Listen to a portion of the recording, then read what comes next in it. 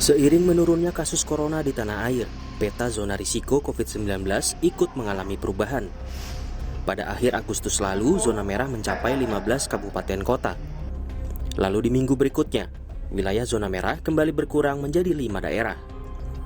Dan kini menurut catatan Satgas COVID-19 per 12 September, hanya satu wilayah yang tercatat masih memiliki risiko penyebaran COVID-19 tinggi, yakni Kota Banda Aceh.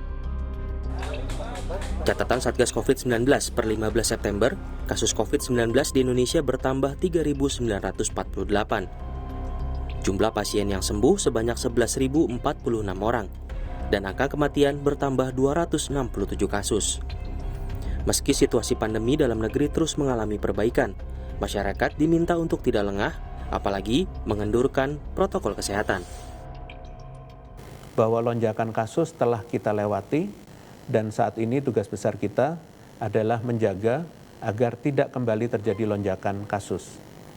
Pelaksanaan kebijakan PPKM perlu untuk terus ditingkatkan dan masyarakat tidak boleh lengah dalam menerapkan protokol kesehatan. Sebagai catatan, pada minggu lalu masih ada 80 kabupaten atau kota dengan kepatuhan rendah dalam memakai masker dan 95 kabupaten kota dalam menjaga jarak. Pengawasan protokol kesehatan menjadi kunci mencegah terjadinya lonjakan kasus kembali. Di tengah menurunnya kasus COVID-19, kewaspadaan harus tetap dijaga. Pemerintah sampai saat ini terus mengawasi masuknya berbagai varian baru COVID-19, termasuk varian Mu yang sudah terdeteksi di Malaysia. Kementerian Kesehatan menyebut ada 3 varian COVID-19 yang saat ini diwaspadai masuk ke Indonesia, yaitu varian Lambda, varian Mu, dan C12. Epidemiolog dari Griffith University Australia, Diki Budiman mengatakan, meski kasus menurun, penanganan pandemi harus tetap konstan.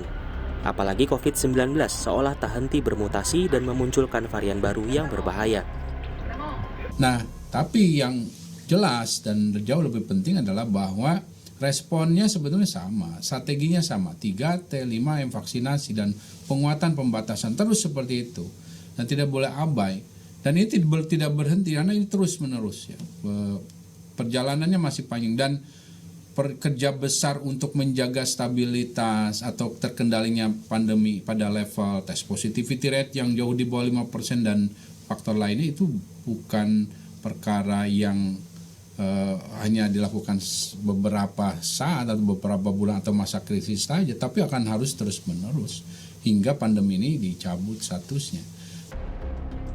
Mengantisipasi terjadinya gelombang ketiga dan munculnya varian baru COVID-19, sekali lagi, semua pihak diminta untuk waspada dan tetap disiplin protokol kesehatan. Segera lakukan vaksinasi untuk meminimalisasi risiko paparan virus corona. Jangan menunda-nunda, sebab vaksin terbaik adalah vaksin yang tersedia. Tim Liputan Kompas TV.